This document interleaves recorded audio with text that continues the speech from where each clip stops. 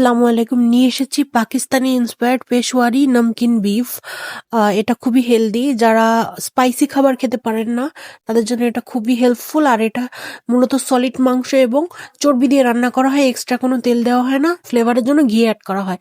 আর সমস্ত মশলা এখানে দেখুন, আদা, রসুন, পেঁয়াজ, আর আমি নাগামরিচ নিয়েছি, আপনারা ইচ্ছা করলে কাঁচামরিচও নিতে পারেন, আলু নিয়েছি, গোলমরিচ নিয়েছি, সবকিছু আস্ত মশলা যাবে এবং এটা খুবই ফ্লেভারফুল হয় আর খেতেও ভীষণ হেলদি হয়। তো সব একসাথে দিয়ে ম্যারিনেট করে নেব আর আমি একবারেই প্রেসার কুকারে তুলে দেব।